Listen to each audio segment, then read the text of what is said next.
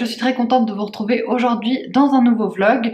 J'ai pas encore grand chose à vous dire en termes de lecture parce que j'ai simplement entamé un nouveau livre hier soir.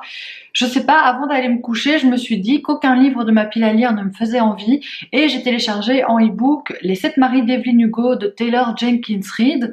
J'en avais beaucoup entendu parler, il y a beaucoup de personnes dont je suis les avis livresques qui l'ont adoré, donc je pense que c'est un livre qui peut me plaire. J'ai lu 4% pour l'instant, donc je peux pas vous en parler. J'avais envie d'une lecture dans laquelle je puisse plonger sans me poser de questions et quelque chose qui soit un peu une valeur sûre. Je sais pas pourquoi j'ai ce sentiment que ça va me plaire et que ça va m'intéresser.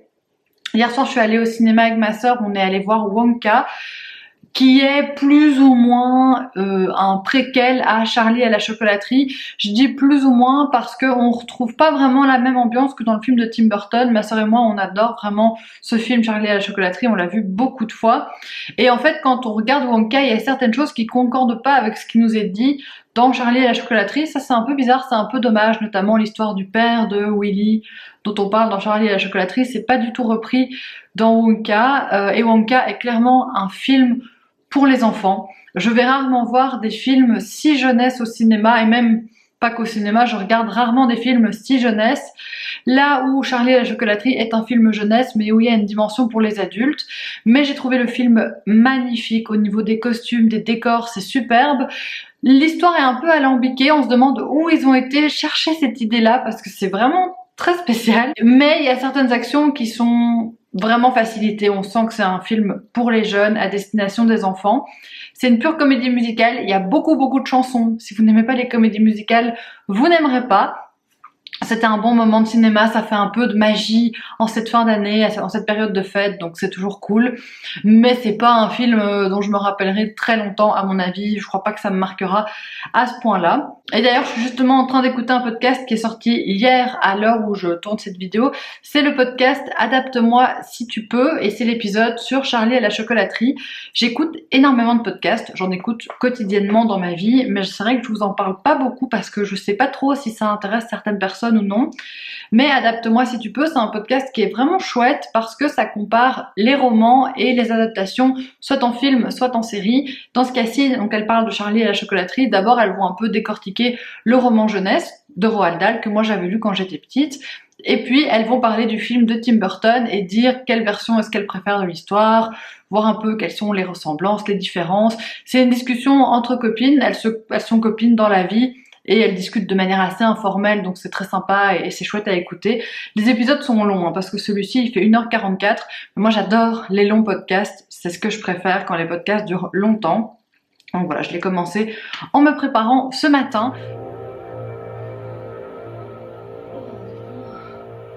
Avant de commencer, ne faites pas attention à la petite plaie que j'ai sous l'œil, c'est rien de grave du tout.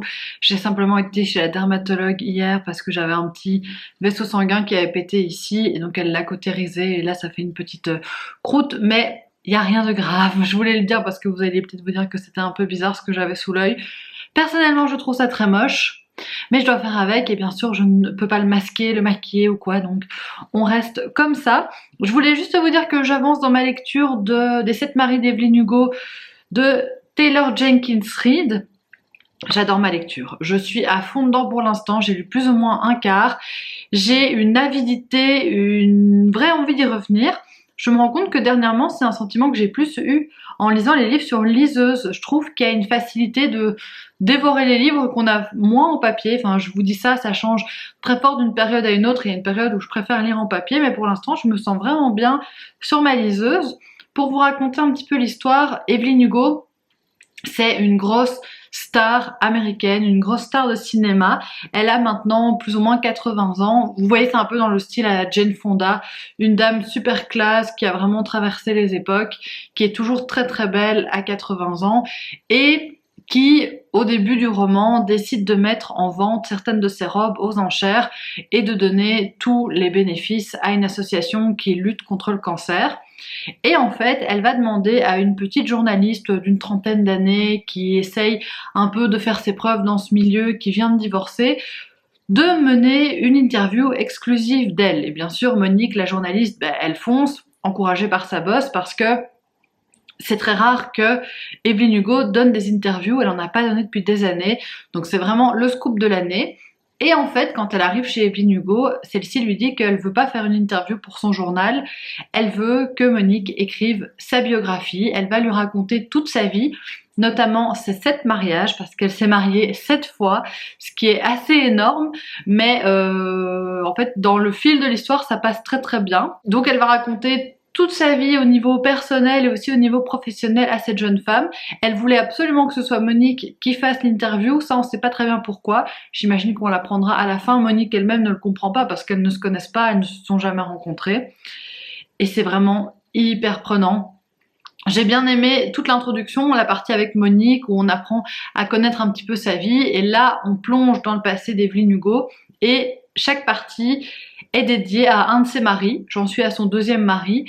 C'est vraiment hyper chouette. On dirait qu'on est dans de la biographie réelle, et on cite plein de noms d'acteurs, de noms de films, et j'ai tout le temps envie d'aller voir sur Google, mais en fait tout est fictif, et c'est ça qui est trop cool parce que ça paraît tellement réel et tellement vraisemblable que on s'y méprend et on a l'impression qu'on est en train de lire la biographie d'une actrice réellement. Et je sais que cette autrice, c'est celle qui a écrit Daisy Jones and the Six. J'avais regardé la série, finalement je l'ai jamais terminée. Moi en série, je suis pas très assidue en série télé, donc je crois qu'il me reste 1 ou 2 épisodes, en plus c'est jamais bien, mais je l'ai jamais fini. Mais on ressent un peu la même ambiance que dans cette série-là. En tout cas, c'est un vrai plaisir, j'aime bien la manière dont c'est écrit aussi, même si dans le e-book, j'ai déjà vu 3-4 coquilles, mais des gros trucs quoi, des mots qui manquent ou parfois un mot en trop, c'est un peu bizarre. Bref, je passe un très bon moment de lecture. Et en audio, j'ai commencé Embarquement immédiat pour Noël de Karen Pont, mais comme je ne suis pas encore vraiment au cœur de l'intrigue, je vous en parle pas. Je vous en parle à mon avis demain, parce que là je vais encore l'écouter, je vais partir à Bruxelles maintenant. Dans la voiture je vais l'écouter, et je crois que j'aurai bien avancé parce qu'il fait que 4 heures et quelques, donc ça va aller très vite. J'ai acheté le cadeau de Noël de Kenzo, et je crois que je vais pas pouvoir résister de lui donner maintenant. Ah, ça va, ça lui plaît.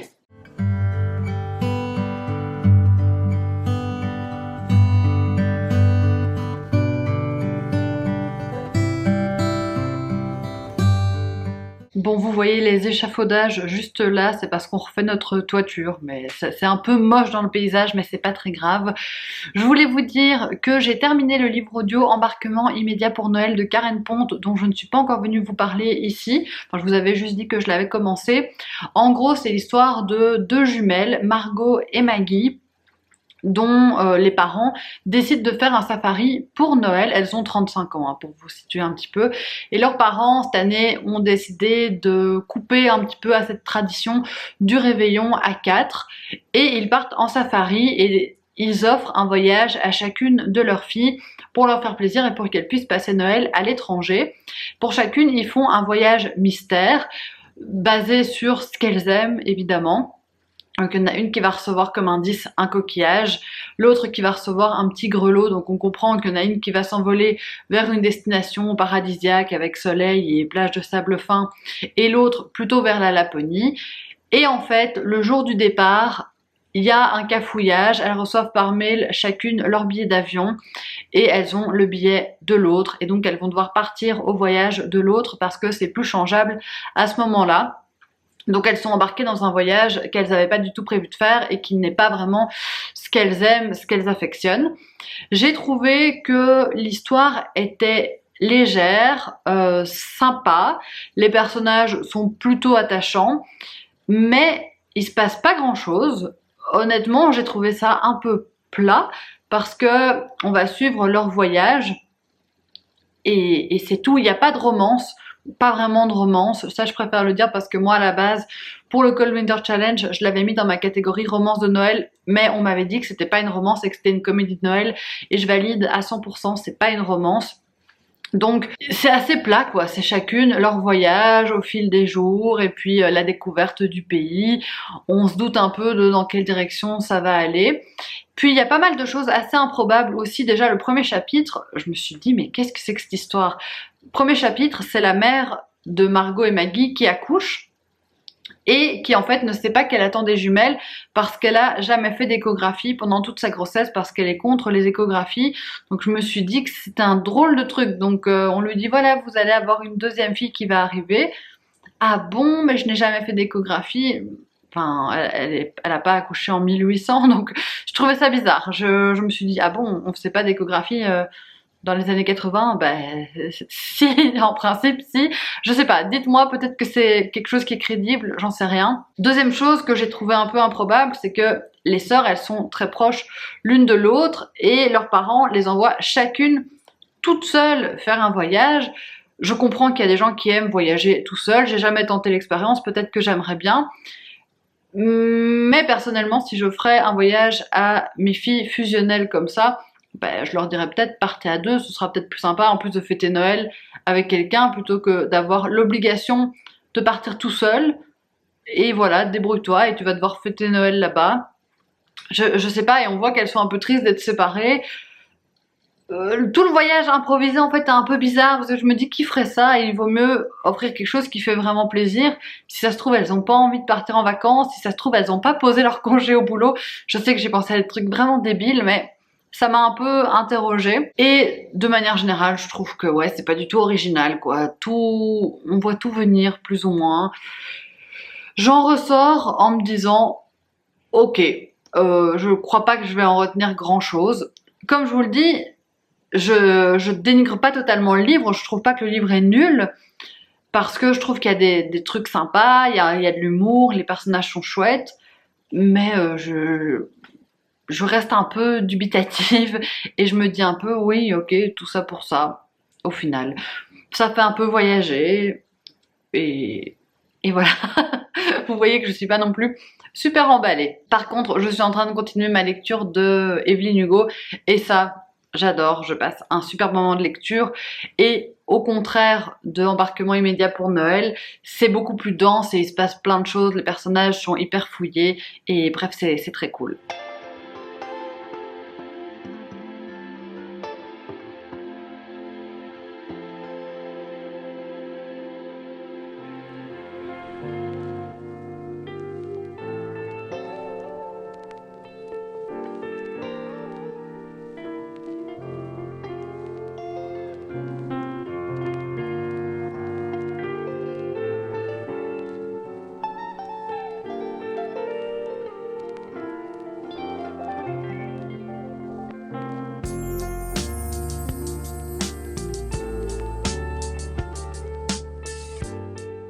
Je vous ai pas parlé depuis plusieurs jours, donc je reviens le faire. En fait, avec les fêtes de Noël, forcément, j'ai pas eu beaucoup de temps parce que je l'ai fêté samedi soir, hier soir et encore ce midi. Donc voilà, ça a pris un petit peu de temps. Déjà, je vous souhaite un très joyeux Noël si jamais vous le fêtez. J'espère que vous avez été entouré des gens que vous aimez pour fêter ça. Si vous l'avez passé seul, j'espère que vous avez quand même passé une belle soirée et journée.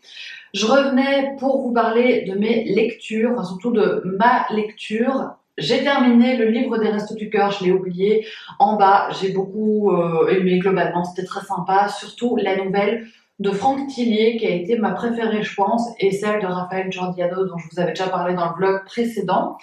Et j'ai surtout terminé Les 7 maris d'Evelyne Hugo, qui a été un gros coup de cœur. Honnêtement, c'est un coup de cœur. Hier, je suis arrivée en retard à mon réveillon parce que j'ai terminé ma lecture. Au début, je ne l'ai pas avoué à ma famille et puis au bout d'un moment, je l'ai quand même dit que j'étais arrivée en retard parce que je voulais terminer mon livre. C'était vraiment génial. J'ai terminé avec des énormes sanglots. Juste après, j'ai dû me maquiller. C'était pas fameux, mais bon, c'est pas très grave. J'ai trouvé ce livre génial, j'ai adoré, tout simplement. Mes radiateurs font un peu de bruit, j'espère que vous les entendez pas, au pire c'était pas très grave. J'ai trouvé que c'était un roman génial, j'ai adoré revenir venir, j'ai jamais été, mais j'ai adoré voyager dans le Hollywood des années 50, 60 et 70, 80 aussi. J'ai trouvé que c'était hyper bien fait de la part de l'autrice, c'est hyper réaliste. C'est un personnage principal, celui d'Evelyne Hugo, qui est très complexe, très paradoxal, qui a plein de facettes différentes. On voit que Monique, la jeune femme qui va recueillir ses mémoires, a également cette ambivalence à son propos parce que d'un côté, elle la comprend, d'un autre, elle lui en veut pour certaines choses. C'est vraiment hyper bien retranscrit et j'ai tellement pleuré vers la fin, ça a été un peu catastrophique. Je sanglotais, j'ai sangloté pendant des pages et des pages. Ça m'arrive pas souvent et en fait c'est arrivé parce que j'étais à fond dans le livre et j'ai trouvé ça super bien fait. C'est peut-être pas le livre le plus original qui soit, que ce soit dans le fond ou dans la forme, parce que dans le fond, ça reste une biographie fictive, mais ça reste une biographie, ça reste un récit très linéaire. On parcourt les années, on apprend à connaître une femme, une actrice, mais aussi une femme en tant que telle. À travers ces 7 mariages, en fait, on comprend qu'il y a toute une histoire sous-jacente, je vous en dis pas plus. Mais c'est aussi assez classique dans la forme, il n'y a rien d'exceptionnel. Il y a quelques chouettes tournures de phrases, il y a quelques phrases comme ça que j'ai aimé lire et que j'ai trouvé impactantes. Mais ça reste hyper classique dans les deux cas et pour autant ça a fonctionné, ça m'a captivée. J'ai trouvé ça super bien fait et je sais que je lirai d'autres romans de Taylor Jenkins Reid parce que j'ai adoré, tout simplement.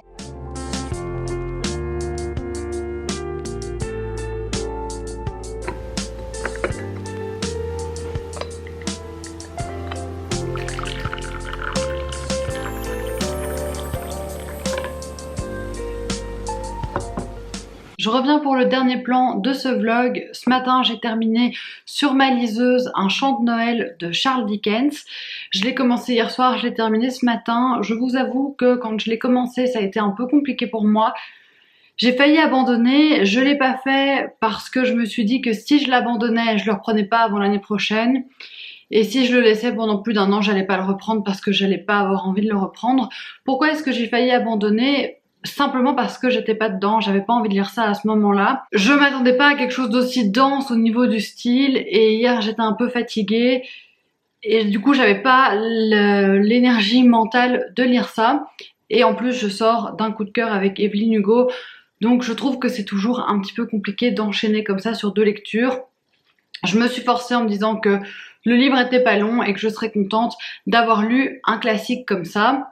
Et je l'ai continué. Au final, j'ai bien aimé. Je trouve que la morale est mignonne, mais ça restera clairement pas dans ma mémoire. Au niveau de l'histoire, on va suivre l'histoire de Scrooge, qui est un vieux marchand très bougon, toujours de mauvaise humeur. Il est pas très sympathique avec les autres. Il déteste Noël. Et le soir de Noël, le 24 au soir, il va rentrer chez lui et il va voir le spectre de son ancien associé qui est décédé 7 années auparavant, qui va lui dire que des spectres vont venir le visiter et ça va lui permettre de prendre conscience de plein de choses différentes. Forcément, ça se finit bien, la morale est belle, c'est un petit conte. Mais je pense pas que ça va me laisser un souvenir impérissable. Peut-être que c'est simplement dû au moment où je l'ai lu, je renie pas du tout la qualité littéraire ou quoi que ce soit. Juste, j'étais pas trop dans le mood pour lire ça. Mais je me suis dit que si c'était maintenant ou jamais. Je reviens vous montrer mes cadeaux de Noël. Il n'y a pas grand chose de livresque, donc si ça ne vous intéresse pas, je mets ça tout à la fin de la vidéo, comme ça vous pouvez arrêter maintenant si jamais ça vous intéresse pas de voir les cadeaux. Mais pour les personnes que ça intéresse, je vais vous faire un petit haul tout de suite. Je vais commencer par les 2 trucs qui ont le plus un rapport avec les livres. Le premier, c'est un livre, mais c'est un livre de voyage. C'est Van en Europe, donc en gros c'est plein d'idées d'itinéraires pour voyager en van à travers l'Europe. Les photos sont hyper belles, c'est vraiment un bel objet livre et ça nous donne plein d'inspiration voyage avec mon copain, donc c'est hyper cool. Je suis super contente. Honnêtement, je fais que le feuilleter, regarder les magnifiques photos et ça donne envie de bouger et de voyager. J'adore ce genre de livre-ci, ça c'est fait par Lonely Planet et je trouve qu'il est hyper bien fait pour l'avoir déjà un petit peu feuilleté. Ça a l'air vraiment simple d'utilisation et ça a l'air de donner plein de bonnes idées. Et aussi un petit peu en rapport avec les livres, j'ai reçu un Book Nook. J'en ai fait un il y a quelques mois, donc pour ceux qui ne connaissent pas, c'est une petite maquette comme ceci que vous pouvez glisser dans votre bibliothèque entre vos livres. Et j'en avais fait un fin août, début septembre et j'avais adoré, donc j'avais envie de retenter l'expérience et il est trop beau, honnêtement. Il est vraiment magnifique. Je suis très très contente et donc j'ai hâte de le faire. Je pense que je vais le faire très prochainement. Ensuite, j'ai reçu des petites choses liées au thé. La première chose que j'ai reçue, hop, c'est ceci. Je pense que ça s'appelle un solitaire. Je crois que vous voyez le principe, hein. Voilà, donc vous avez la théière et la tasse en dessous. Je ne détaille pas trop parce que je l'ai utilisé ce matin, je ne l'ai pas encore lavé. Et avec ça, j'ai reçu un petit thé qui est dans cette super belle boîte. Regardez comme c'est mignon. Je ne saurais pas vous dire le nom de la boutique. Ah, mais quoique, je crois que la boutique s'appelle Chocaté, mais c'est une boutique qui est à Furnes. Donc j'imagine qu'il n'y a pas beaucoup d'entre vous qui habitent dans ce coin-là.